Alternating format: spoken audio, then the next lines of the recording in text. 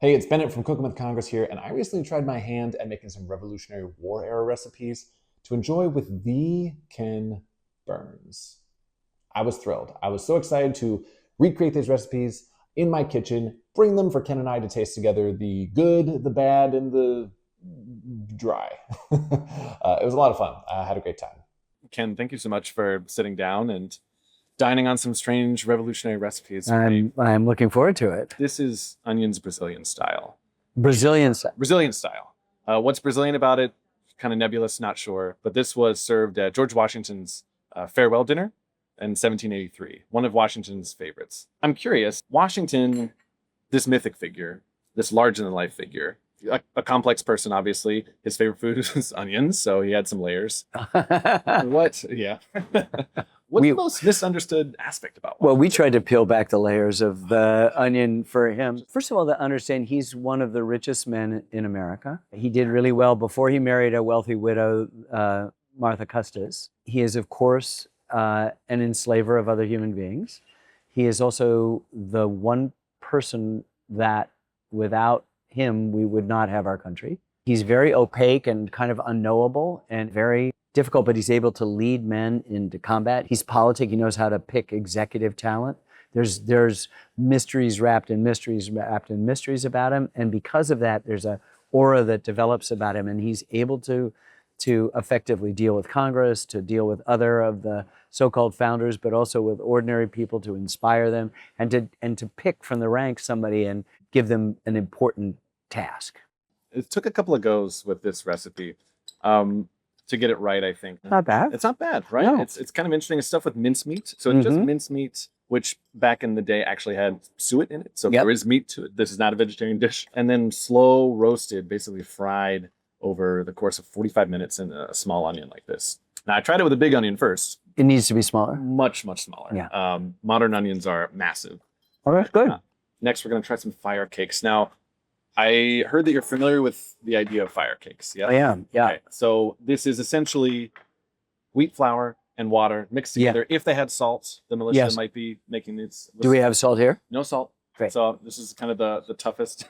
The amazing thing is that we won this revolution against the greatest empire, the most far-flung empire on earth, eating this and worse. I mean, when he dispatches Benedict Arnold, who for a large part of our film is a hero to the patriot cause, through the snowy woods of Maine to meet up with General Montgomery and lay siege to Quebec City in our first attempt at making Canada a state. It failed, by the way, miserably. They run out of provisions along the way because they thought it would be much shorter. And so they are at the end, they're eating the tallow in their candles.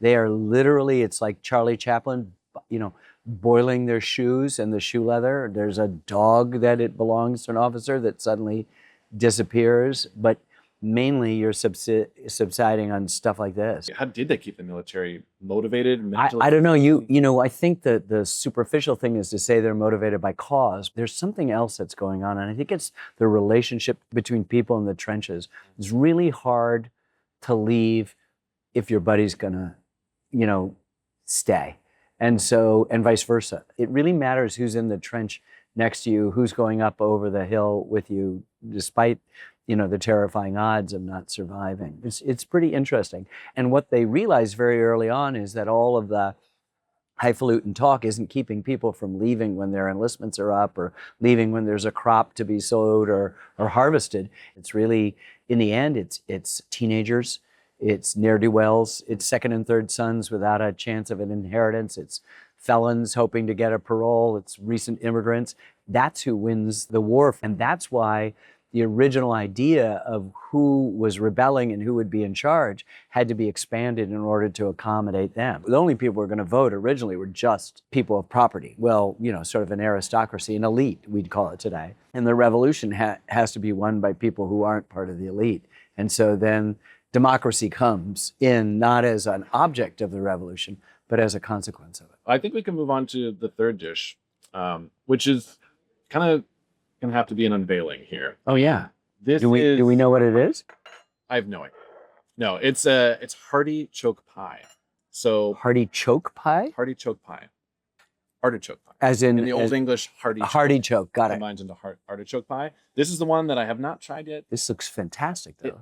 I worked very hard to get a coffin. This is called a coffin, or a box. That would Appropriate for a war. Appropriate for a war. And this was a recipe of Martha Washington's, included in her cookbook. And here's the grand reveal. Let's see. Whoa! Didn't expect that. Looks like it came from the petrified forest. It looks 1,000 years old. It does look 1,000 years old or more. And you can, feel free to self-serve as much as you want since you seem hungry. Is it really ladleable, or is it something that looks like we just? More of a fork. Yeah. I brought the ladle just in case, because you never know. It's made with artichoke hearts as well as a verjus, so green grape juice. Right. And then sugar, bone marrow, butter, and it's a dessert. Yeah. I don't know. Does it taste like a dessert? Yes. It does. Yeah. Okay. When you said dessert, then it convinced me. But it's sweet. I actually really like this. That's I'm so amazing. glad this turned out well. This is delicious. This is really good. Hearty choke. Hearty choke. Martha Washington kind of reminds me of how little I heard about women during the Revolution. When I was Yeah. Well, this is a huge, big problem that we have. Yeah. Like, we just think that the revolution is just guys in Philadelphia thinking great thoughts, With some wigs. and with some wigs, and maybe Lexington and Concord and Bunker Hill, Trenton, and then Yorktown. It's over. Women are a huge part of this. They're part of the resistance leading up to the actual revolution, keeping the grievances alive, making homespun cloths, boycotting British goods, because they're the people who sort of run the households. And then they're following the armies if they're not back home running the businesses and the farms. And so it's really an extraordinary moment for women. And Abigail Adams even writes to her husband in complaint, like, you have to remember the ladies, you husbands have screwed things up for years and years, and your natural tendency is to be a tyrant. You got to remember us, and if you don't, we're going to foment a rebellion if we don't get representation. So they're hugely one of the great philosophers and historians of the Revolution. The first historian of the Revolution was a woman named Mercy Otis Warren.